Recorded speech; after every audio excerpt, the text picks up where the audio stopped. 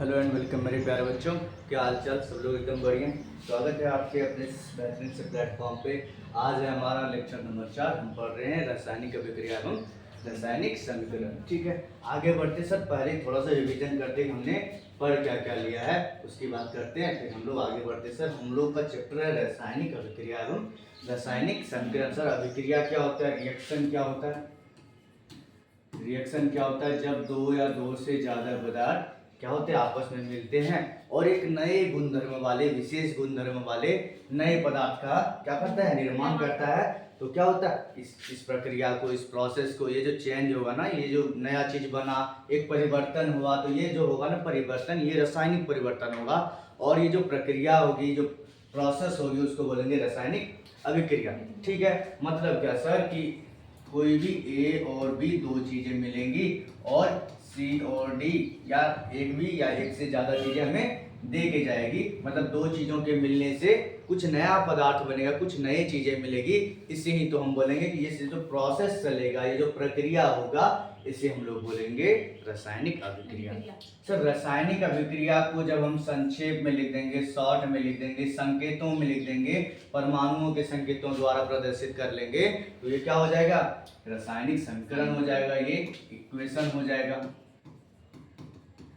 ये क्या होगा, केमिकल इक्वेशन हो जाएगा। तो केमिकल रिएक्शन को शॉर्ट में लिखने केमिकल इक्वेशन हो जाएगा। सर ये जो दो क्रिया में जो भाग लेती है ना, पार्टिसिपेट होती है, इसे बोलते हैं रिएजेंट, इसको बोलते हैं रिएजेंट बोलते हैं। ठीक है, रिएजेंट मतलब बोले तो अभिकर्मक बोलते हैं या अभिकारक बोलते हैं, और जो बनता है उसको प्रोडक्ट बोलते हैं। प्रोडक्ट बोले तो उत्पाद बोलते हैं, इसको अभिकारक बोलते हैं या अभिकर्मक बोलते हैं, या और भी इसका कुछ नाम होता है। सर इसको उत्पाद को क्रियाफल, मतलब अभिक्रिया का फल क्या मिला, यही तो उत्पाद ही तो मिला, इसको क्रियाफल भी बोल देते हैं। सर अभिक्रिया में काम कौन कर रहा है, तो सर ये अभिकारक कर रहा है, अभिकर्मक कर रहा है, तो इसको क्रियाकारक और क्रियाफल बोल देते हैं। इस तरह का भी नाम आ जाए तो आप लोग चौंकिएगा नहीं। इसको क्या बोलते हैं, क्रियाकारक,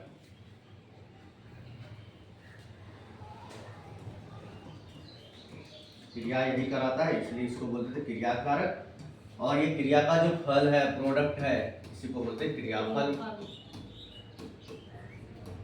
इस तरह के नाम आ सकते हैं आपके, तो आपको चौंकना नहीं है, इसलिए मैं पहले ही बता दिया। ठीक है, यहाँ तक की बात हो गया। सर समीकरण को लिखने के नियम, सर अभिकारक और अभिकारक के बीच में प्लस चिन्ह, उत्पाद और उत्पाद के बीच में प्लस चिन्ह। सर अभिकारक से उत्पाद की ओर तीर का चिन्ह। सर ध्यान दीजिए, अभिकारक से उत्पाद की ओर तीर का चिन्ह करना है, अभिकारक से उत्पाद की ओर तीर के चिन्ह का प्रयोग करना है। और सर तीर के चिन्ह के चाहे तो ऊपर चाहे तो नीचे अभिकर्मक अगर हमको अगर उत्प्रेरक डालना हो तो तीर के चिन्ह के ऊपर या नीचे डालेंगे, उसका नाम लिखेंगे। ठीक है सर, उत्प्रेरक होता क्या, सर अभिक्रिया को जो स्पीड है ना, अभिक्रिया की जो दर है, उसको वो तेज भी कर सकता है और धीमा भी कर सकता है। सर हम पढ़ रहे थे कि रासायनिक अभिक्रिया का जो समीकरण होगा, किसी भी रासायनिक अभिक्रिया का जो समीकरण होगा, उसे संतुलित कैसे करते हैं। ठीक है, रासायनिक अभिक्रिया के समीकरण को संतुलित कैसे करते हैं। तो इसमें हमारे लगभग 2 क्लास जाएंगे, बहुत सारे एग्जांपल्स कर रहे हैं, क्योंकि लगभग बार यहाँ से क्वेश्चन एक ना एक आ जाता है कि निम्न अभिक्रिया को संतुलित करें। इस तरह से क्वेश्चन आप लोग को आ सकते हैं। फिर रासायनिक अभिक्रिया एक दे दिया गया, एक समीकरण तुमको दे दिया जाए और वहां के बोला जाए कि इसे संतुलित करें। ठीक है, पहला संतुलित कैसे होगा, धीरे धीरे बात करते हैं, अच्छे तरीके से आप लोग समझते जाइए। हम लोग उदाहरण देख रहे हैं, रासायनिक समीकरण को संतुलित कैसे करना है।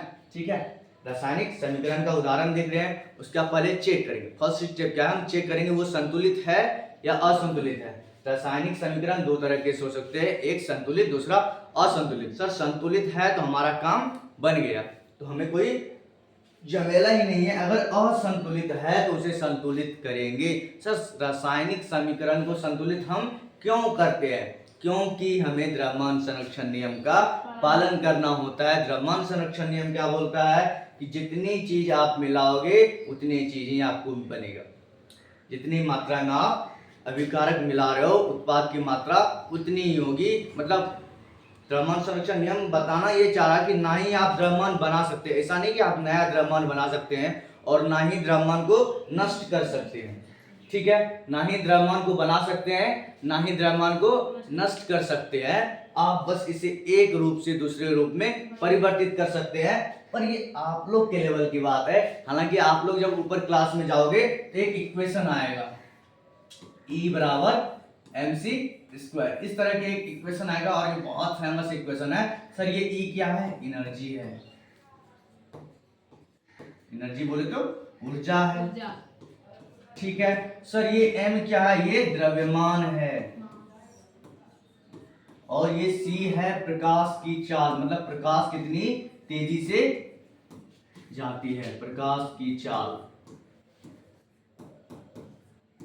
ठीक है, तो यहां देखोगे कि मास जो द्रव्यमान है, अगर किसी द्रव्यमान को प्रकाश के चाल के स्पीड से हम के रेंज में अगर फेंके ना, तो वो जो मास है वो किस में परिवर्तित हो जाएगा?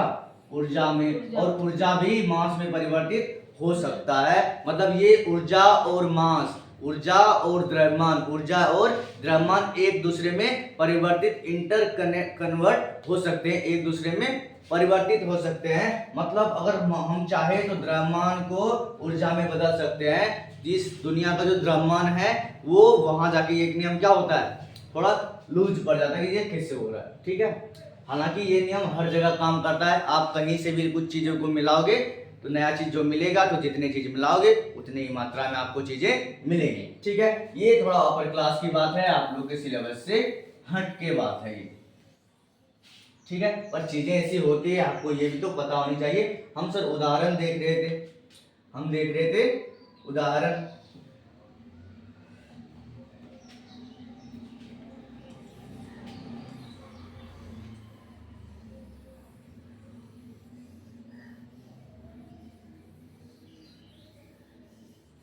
अब देखते हैं उदाहरण कि रासायनिक समीकरण, एक रासायनिक समीकरण लेते हैं। हालांकि कल की क्लास में अचानक से बंद होने के कारण हम एक लास्ट वाले उदाहरण को अच्छे तरीके से नहीं देख पाए थे। उसी एग्जांपल को लेते हैं। क्या एग्जांपल था? N2 प्लस H2 से हमें क्या मिला था? NH3। ठीक है सर, ये N2 क्या है? Sir nitrogen gas. H2 क्या है? Hydrogen gas. और इसे क्या बोलते हैं? अमोनिया।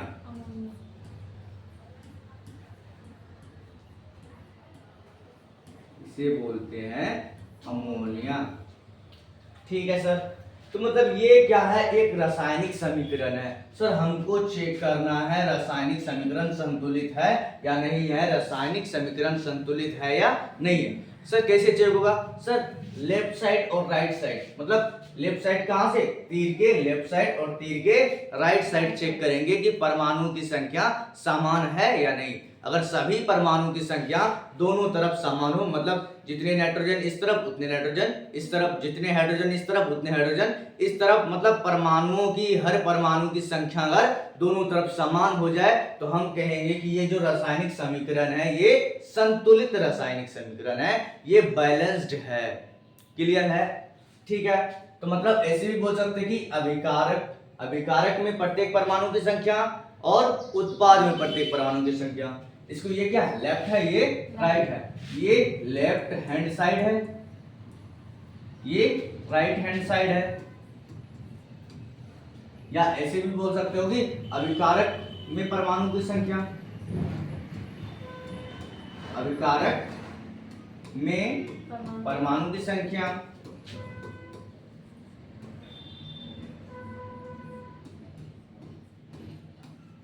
और इधर क्या बोल सकते हो? उत्पाद में परमाणु की संख्या।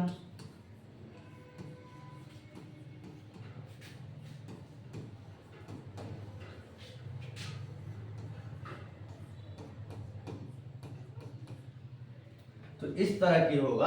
अब चेक करते हैं किधर क्या है नहीं है, वो बारी बारी से हम चेक करते हैं। सर हम पढ़ क्या रहे हैं, ये बातें बच्चे ध्यान से हटा लेते कि हम पढ़ क्या रहे हैं। पढ़ते जाते आगे आगे देखते जाता, यही भूल जाता कि हम पढ़ क्या रहे थे। सर हम पढ़ क्या रहे हैं कि रासायनिक समीकरण क्या होता है, हमने देखा रासायनिक समीकरण, फिर क्या देखे उसका संतुलन क्यों जरूरी है, क्योंकि हमें द्रव्यमान संरक्षण नियम का पालन है। उसके बाद है सर संतुलन जरूरी है पर कैसे करे वो तो बताओ। मैंने बोला कि अभिकारक की तरफ और उत्पाद की तरफ, मतलब ये जो तीर के चिन्ह है उसके दोनों तरफ परमाणुओं की संख्या, हर परमाणु की संख्या जितना इधर है उतना इधर कर दो, रासायनिक समीकरण क्या होगा, संतुलित हो जाएगा। सर पहले हम लोग देखते हैं नाइट्रोजन एटम, मतलब नाइट्रोजन परमाणु।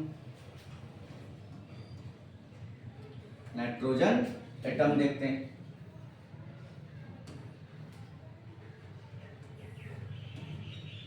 नाइट्रोजन एटम मतलब नाइट्रोजन परमाणु। ठीक है सर, इधर कितने हैं? इधर नाइट्रोजन परमाणु कितने सर? 2 परमाणु है, एक अणु है उसमें 2 नाइट्रोजन के परमाणु। सर इधर एक ही है। ठीक है, उसके बाद क्या देखना है सर? हाइड्रोजन एटम देखो। क्या देखो? हाइड्रोजन एटम देखो। सर इधर कितने हैं? सर इधर 2 है, अभिकारक की तरफ 2 है, उत्पाद की तरफ देखो कितने हैं? 3 है। ठीक है, तो सर ऐसा क्या करे कि दोनों तरफ हो जाए इक्वल। तो सर पहले क्या करो ना, पहले जो हाइड्रोजन के अलावा जितने भी तत्व है, जितने भी परमाणु है, आप कोशिश करो कि पहले हम उसे क्या कर ले, बैलेंस कर ले, संतुलित कर ले। हाइड्रोजन को बैलेंस करना आसान होता है। ठीक है, हाइड्रोजन को बैलेंस करना आसान होता है, वो जल्दी मान जाता है कि चलो भाई तुम्हारा दुख दर्द हम समझते हैं, हम बैलेंस हो जाते हैं। तो ये क्या है अभी सर? इधर 2 है, इधर 3 है, इधर 2 है, इधर 1 है, मतलब दोनों तरफ बराबर नहीं है। क्या नहीं है? परमाणुओं की संख्या बराबर नहीं है। मतलब क्या है ये? अनबैलेंस्ड और संतुलित रासायनिक समीकरण है। सर अब इसे संतुलित करो। कैसे करना है? पहले सर देखते हैं नाइट्रोजन को संतुलित करना है। पहले नाइट्रोजन को संतुलित करते हैं। पहले नाइट्रोजन को संतुलित करना है। नाइट्रोजन को कैसे करेंगे सर? इधर 2 है, इधर 1 है, चाहे तो इधर 1 बना दो, चाहे तो इधर 2 बना दो। तो सर इधर 2 कैसे बनेगा? यहाँ 2 डाल दो। सर अब नाइट्रोजन की तरफ ये क्या है? नाइट्रोजन की तरफ कितने हो गए? 2। हाँ, नाइट्रोजन कितने हो गए? अभिकारक इधर तो 2 ही थे ही। सर इधर भी 2। सर अब हाइड्रोजन काम बिगाड़ रहा है। हाइड्रोजन सर इधर 2 है, इधर 2 है, इधर कितने है? 3 दूनी 6 है।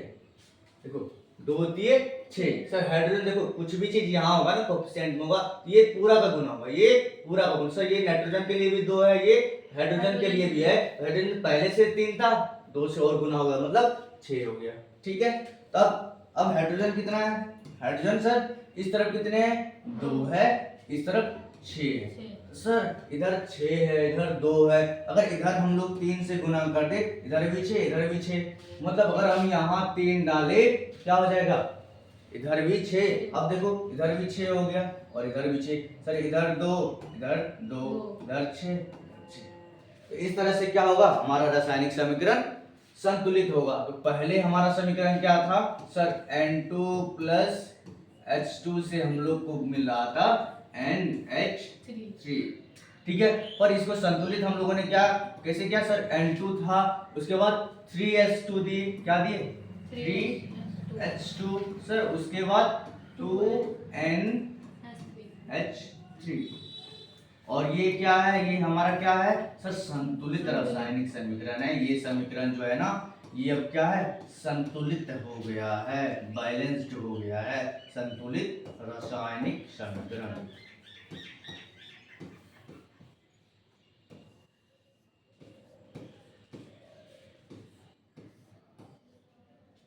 ठीक है सर, क्या क्या क्या पढ़ क्या रहे सर?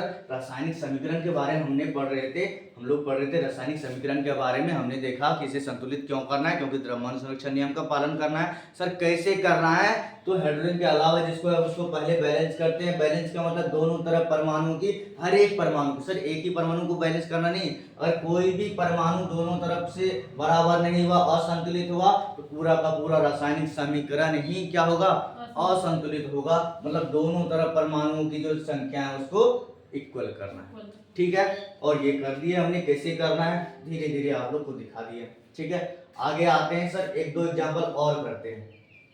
आगे आते हैं, एक आध एग्जांपल और करते हैं। सर आप लोगों ने कुछ ऐसे मिथेन वगैरह के बारे में अगर पढ़ रखी होगी पिछली क्लासों में, तो देखते ही सर क्या होता है मिथेन वगैरह।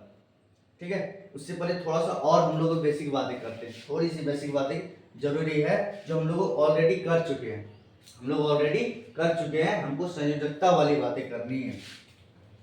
हम लोग पढ़ चुके कि पदार्थ क्या होता है। पदार्थ क्या होता है सर? दुनिया का कोई भी चीज जिसमें द्रव्यमान हो और वो कुछ ना कुछ आयतन को घेरे, जिसमें द्रव्यमान हो और वो आयतन को घेरे, वो क्या है? पदार्थ है। सर ये पदार्थ तीन भौतिक अवस्थाओं में हमको मिलता है।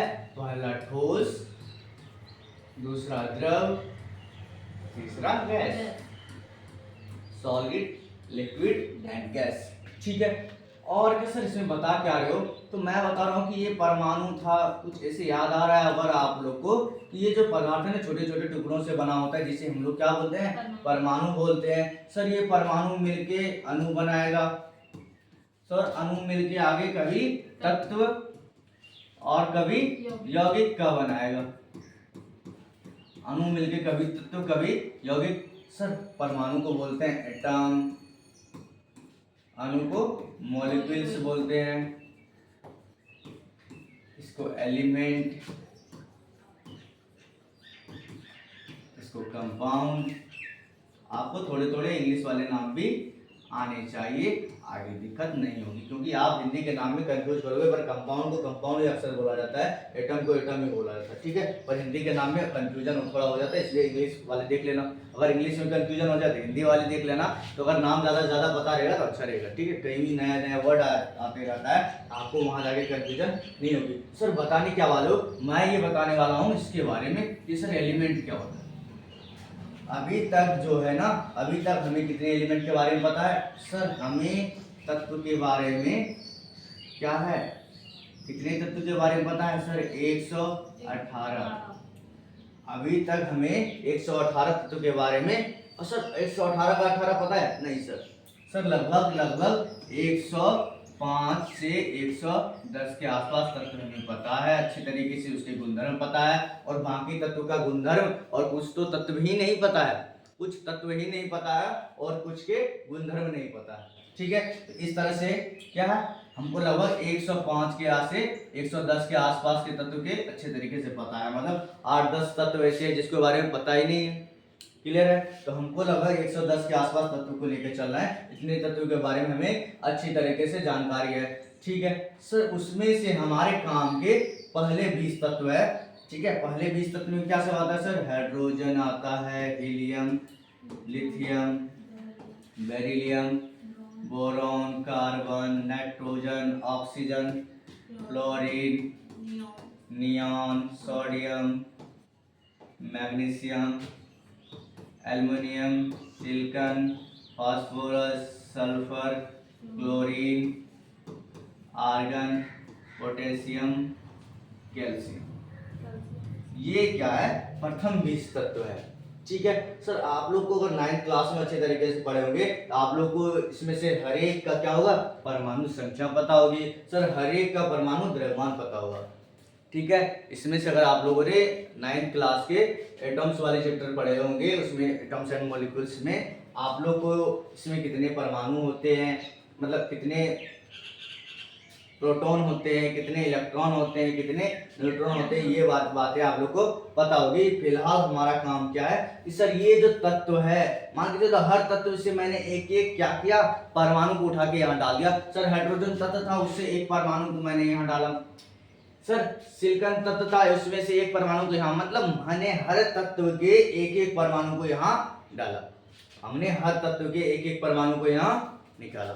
ठीक है। हम हालांकि ये टॉपिक हमारे पिछले क्लास में बहुत अच्छे तरीके से बताया गया है, पर हमारा यहाँ थोड़ा सा काम आएगा। इससे जो रासायनिक समीकरण है उसको कैसे पता चलेगा कि ये इतना ही बॉन्ड बनाएगा, उसी बॉन्ड की बात हम लोग करने जा रहे हैं। ये आप लोग की अभी इस चैप्टर से रिलेटेड चीजें नहीं है, पर मैं इसलिए बता रहा हूँ कि यहाँ मैं थोड़ा तरीका बदल रहा हूँ अपना, इस कारण से मैं अभी पिछले क्लास की चीजों को थोड़ा सा रिवीजन कर रहा हूँ। पिछले क्लास की चीजों को थोड़ा सा रिवीजन कर रहा हूँ, क्योंकि आप में से लगभग बच्चे क्या करते हैं, 9th क्लास को स्किप कर देते हैं, मौज मस्ती में गुजार देते हैं। तो वो यहाँ पे आगे चल के यहाँ पे दिक्कत ना हो, इसलिए थोड़ा थोड़ा मैं बात कर रहा हूँ। ठीक है। जहाँ हमें जिस चीज की जरूरत पड़ेगी मैं कोशिश करूंगा वहाँ आपको वो चीज बता दी जाए। क्लियर है? सर हाइड्रोजन शब्द जितने भी तत्व थे ना, 20 तत्व, शुरुआती के 20 तत्व, उसमें से मैंने एक एक परमाणु निकाल के रख दिया। और हम लोग जानते हैं कि परमाणु जो है ना वो 3 कणों से बने होते हैं। परमाणु जो है वो 3 कणों से बने होते हैं, इलेक्ट्रॉन, प्रोटॉन और न्यूट्रॉन। इलेक्ट्रॉन, प्रोटॉन और न्यूट्रॉन। सर परमाणु सर दिखता क्या कैसा है? परमाणु एक्चुअल में दिखता कैसा है? अगर एक परमाणु का मॉडल मतलब वो दिखता कैसा है, परमाणु मॉडल की बात की जाए ना, तो जब सबसे जो अच्छा मॉडल दिया गया वो क्या था सर, कि प्रोटॉन और न्यूट्रॉन बीच में होता है, जिसको नाभिक बोलते हैं। सर परमाणु में 3 चीजें होती है ना, इलेक्ट्रॉन, प्रोटॉन और न्यूट्रॉन।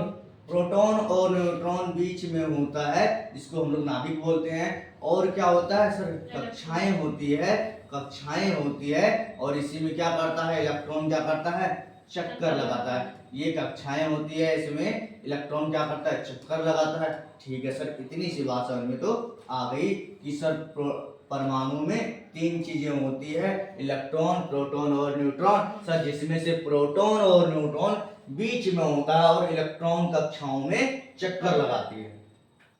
इलेक्ट्रॉन कक्षाओं में चक्कर लगाती है। ठीक है सर, थोड़ा सा बात करते हैं कि सर न्यूट्रॉन क्या है और क्यों रखा गया। आपने 9th क्लास में जो अच्छे तरीके से भी पढ़ा होगा ना, उससे भी हमें नहीं लगता कि ये चीजें बताई गई होंगी कि सर न्यूट्रॉन का क्या काम है। और हम जानते हैं कि भगवान कोई भी चीज, जो हमारा गॉड है, अल्लाह ईश्वर जो भी है, वो कोई भी चीज फालतू का काम नहीं करता है, उसे फालतू के काम करने के टाइम नहीं है। तो यहाँ पे न्यूट्रॉन का क्या काम है, तो एक चीज और समझिए कि जो इक्वल चीजें होती है उसमें क्या होता है, प्रतिकर्षण होता है। जैसे कि इक्वल चीजें बोले तो सर प्रोटॉन और प्रोटॉन में क्या होगा, प्रतिकर्षण होगा। ये वो प्रोटॉन बोलेगा चल तू उधर चल, वो प्रोटॉन बोलेगा चल तू उधर चल। ठीक है सर, इलेक्ट्रॉन और इलेक्ट्रॉन में क्या होगा, हाँ इलेक्ट्रॉन और इलेक्ट्रॉन में क्या होगा, प्रतिकर्षण होगा। मतलब समान चार्ज, इलेक्ट्रॉन में, प्रोटॉन में क्या होगा, प्रोटॉन प्रोटॉन अपने आप समान है ना, तो समान में क्या होगा, प्रतिकर्षण, समान में प्रतिकर्षण। बट इलेक्ट्रॉन और प्रोटॉन में क्या होगा, आकर्षण। इलेक्ट्रॉन अपने ओर प्रोटॉन को खींचेगा और प्रोटॉन मिलेगा तो ये आ जाओ। ठीक है, इलेक्ट्रॉन अपने ओर खींचेगा, प्रोटॉन अपने ओर खींचेगा, पर इलेक्ट्रॉन इलेक्ट्रॉन को क्या करेगा, धक्का देगा, प्रोटॉन प्रोटॉन को धक्का देगा।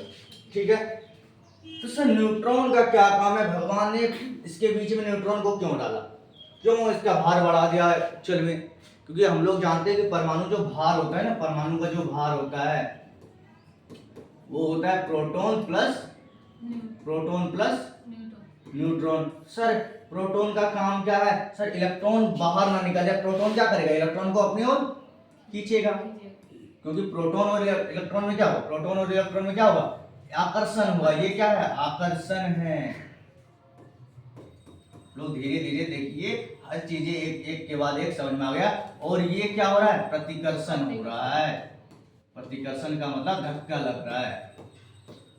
इनमें नफरत है, इसमें नफरत है, इसमें प्यार है कि तुम आ जाओ। इलेक्ट्रॉन बोलता है तुम आ जाओ, प्रोटॉन बोलता है तुम आ जाओ। बट इलेक्ट्रॉन ही बैलेंस, देखो अब इलेक्ट्रॉन को अगर ये खींचता नहीं, अगर प्रोटॉन इलेक्ट्रॉन को अपने ओर नहीं खींचता, ये इलेक्ट्रॉन ना जाने किधर चल जाते घूमते घूमते। मतलब इसका जो ये अपना कक्षा है, इसका जो अपना कक्षा है, अपना जो ऑर्बिट है, इससे ये क्या करते, बाहर चले जाते। ठीक है, तो फिर परमाणु का जैसा कुछ अस्तित्व खत्म हो जाता ना, परमाणु का जो अस्तित्व है क्या है सर, एक एरिया नहीं रहेगा ना उसका इलेक्ट्रॉन, ऐसा थोड़े कि कहीं भी चल जाए घूमने फिरने के लिए। तो उसका जो अस्तित्व है, उसका जो एरिया है, उससे उसका इलेक्ट्रॉन बाहर ना चले जाए, इसीलिए विपरीत आवेश वाला प्रोटॉन को रखा गया, जो क्या करता है, इलेक्ट्रॉन को अपनी ओर खींच के रखता है। हर इलेक्ट्रॉन को अपनी ओर खींच के रखता है। कौन रखता है, प्रोटॉन। सर प्रोटॉन का काम समझ में आ गया, इलेक्ट्रॉन का काम समझ में आ गया। सर न्यूट्रॉन क्या करता है, न्यूट्रॉन का काम बताओ, न्यूट्रॉन क्या करता है?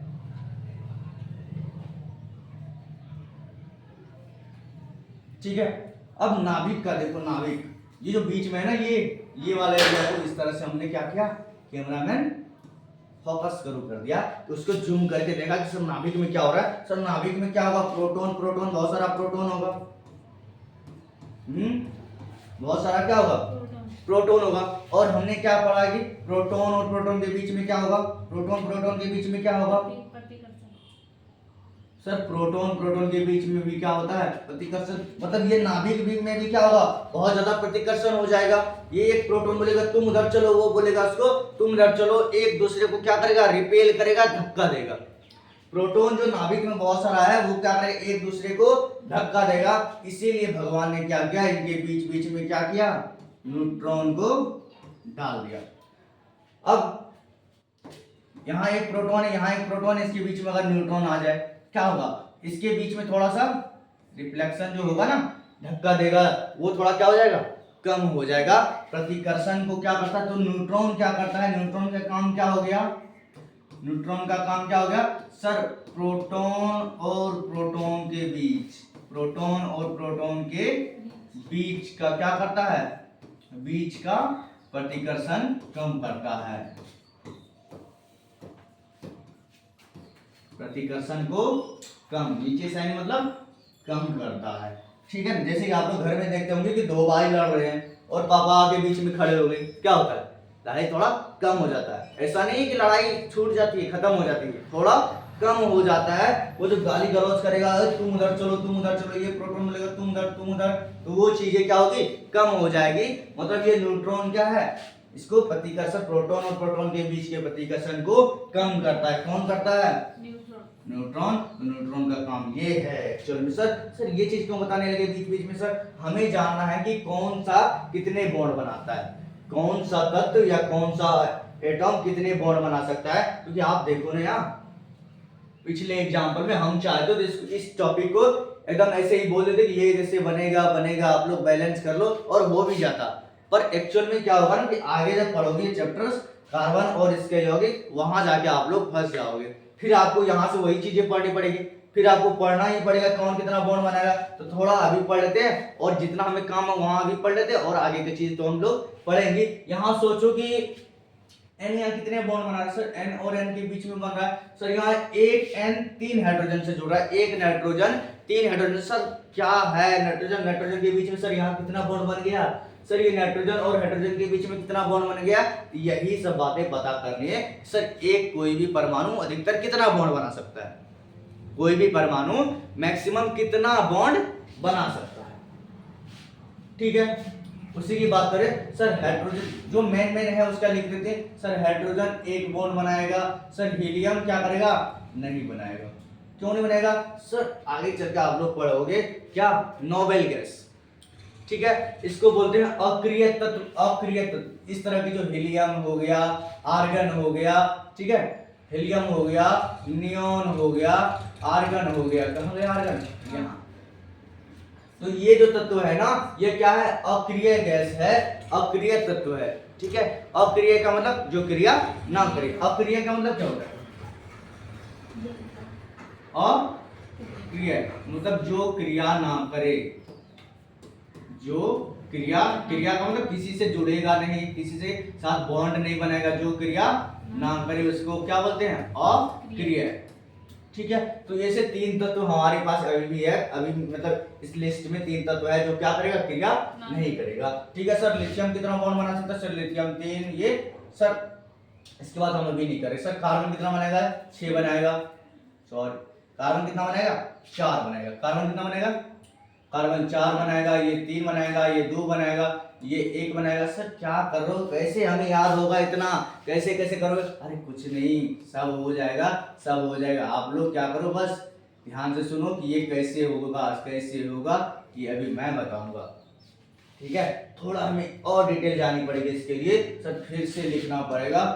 Hydrogen, helium, lithium, beryllium, boron, carbon, nitrogen, oxygen, fluorine, neon, sodium, magnesium, aluminium, silicon, phosphorus, sulphur, chlorine, argon, potassium, calcium. Sir इसके परमाणु संख्या बताओ, इसकी परमाणु संख्या बताओ सर। 1 2 जितने नंबर है, 3 4 5 6 7 8 9 10 11 12 13 14 15 16, 17, 18, 19, 20। अब देखो क्या करना है, आप लोगों को कैसे पता कर रहा है कि कौन कितना बॉन्ड बनाएगा, ये बातें कैसे पता करनी है वो देखो। सर हर कोई चाहता है कि हमारा 2 या 8 इलेक्ट्रॉन हो बाहर वाले कक्ष में, और बाहर का कक्ष क्या है, अंदर का कक्ष क्या है, ये बातें 9th क्लास की चीजें हमें अभी नहीं जानना। फिलहाल हमें इस अपने चौथे चैप्टर में बिल्कुल डिटेल बताएंगे, हालांकि हाँ आपकी 9th क्लास की, पर मैं बताऊंगा, कोई वाली दिक्कत वाली बात नहीं है। फिलहाल आप लोग सर पता कैसे करें, हर कोई चाहेगा सर हमारा 2 या 8 हो जाए, क्या हो जाए, 2 या 8 हो जाए। आप घटाओगे भी कैसे सर, ये 1 है, ये चाहेगा क्या 2 हो जाए, सर इसको 1 लेना पड़ेगा, तो मतलब ये 1 बॉन्ड बनेगा। सर ये 2 है और चाहेगा 2 हो जाए, सर 2 है और 2 है, उसको चाहिए भी 2 और 2 एक्चुअल में है ही, तो वो किसी से लेगा नहीं, लेगा नहीं देगा, मतलब ये बॉन्ड नहीं बनाएगा। अब समझ में आया ये बॉन्ड क्यों नहीं बना रहा था। सर ये 3 है ना, 3 में से 2 निकाल दो, कितना बच गया, 1 बच गया। अब ये क्या चाहेगा, क्या चाहेगा ये, हाँ सर ये चाहेगा कि अगर 1 निकाल दे, देखो समझो ध्यान से समझो, इस तरह से आप लोग समझ सकते हैं। ये क्या चाहेगा, चाहे तो हमारा 2 हो जाए चाहे तो 8 हो जाए। सर 8 होने के लिए क्या होगा, इसको 5 लेना पड़ेगा, हाँ 5 क्या इलेक्ट्रॉन लेना पड़ेगा, और 2 होने के लिए 1 निकालना पड़ेगा। तो सर 1 निकालना आसान होगा, ये 1 बॉन्ड बनाएगा। सर ये 4 है, 2 निकाल देगा, क्योंकि 8 होने के लिए 4 लेना पड़ेगा, 8 होने के लिए इसको 4, चाहे तो 2 होगा चाहे तो 8 होगा, तभी ये मजा में रहेगा, मतलब अस्थायित्व में रहेगा। ठीक है, 2 या 8 अगर हो जाए ना ये नंबर, तो उसको क्या होगा, मजा में हो जाएगा, मतलब अस्थायित्व में रहेगा, अपने स्टेबिलिटी को बढ़ा पाएगा। सर कैसे 4 है, अब इसको कितना, अगर 2 निकाल जाए तो 2 हो जाएगा, ठीक है, तो मतलब 2 निकाल देगा, तो मतलब जितना निकालेगा या जितना लेगा वही इसका बॉन्ड है, उतना ही बॉन्ड बनाएगा। ठीक है, जितना निकालेगा, जितना चाहिए उसको, या जितना निकालना चाहिए, दोनों में जितना वो लेगा चाहे देगा, उतना ही वो क्या करेगा, बॉन्ड बनाएगा। ठीक है, सर ये 5 क्या है, ये क्या चाहेगा, सर 3 निकाल दे, तो मतलब ये कितना बॉन्ड बनाएगा, 3 बॉन्ड बनाएगा। सर ये क्या चाहेगा, सर 2 4, 2 4, सर 2 क्या 4 कैसे लिख दिए सर, हाँ देखो ना, पहले 2 लिख दिए, 8 लिखना था, 4 ही तो बचा, 6 टोटल है, पहला में 2 लिख दिए, दूसरा में कितना बच गया, 6 में से 2 इधर लिख दिए तो 4 बच गया। इस तरह से क्या हो गया, ये क्या चाहेगा, 4 कहीं से मिल जाए या 4 हमारा भी कोई ले ले, ये दोनों के लिए तैयार है, चाहे तो ये 4 ले लो चाहे तो 4 अभी कोई दे दो। सर इसका क्या है, सर 2 7 है तो 2 इधर आ गया, कितना बच गया 5, 2 इधर आ गया, कितना बच गया 5। तो सर ये क्या चाहेगा, 3 हमको मिल जाए तो हमको क्या हो जाएगा, 2 8 वाला सिस्टम हो जाएगा। अगर यहाँ 3 कोई दे दे तो क्या हो जाएगा, 2 तो है ही, सर ये 8 हो जाएगा, 3 आ गया तो 2 तो है, यहाँ कितना हो जाएगा 8 हो जाएगा, मतलब ये 3 की चाहत रखता है, ये चाहता है कि 3 क्या हो जाए, हमको मिल जाए कहीं से, तो इस तरह से क्या हो जाएगा, इसका 8 हो जाएगा। आप लोग इसके बना के लाओगे, अगर कुछ ज्यादा समझ में नहीं आया, कुछ कंफ्यूजन आएगा तो फिर कल से ये क्या है आप लोग का HW है। सर कौन कितना बॉन्ड बनेगा, फिलहाल हमने इसके बॉन्ड देख लिए, बॉन्ड इतना बनाएगा, ये सब बातें देख लिए हैं, आगे की क्लास में बात करेंगे। सर ये क्या होता है, कितने कैसे कैसे, सर इसके कुछ और भी तरीके हैं क्या, जी हाँ बहुत सारे तरीके हैं, हमारे पास तरीकों की कमी नहीं है, बस आप लोग देखते रहिए और होते जाइए। ठीक है, मिलते हैं अगले क्लास, रिवीजन करते रहिएगा, तब तक के लिए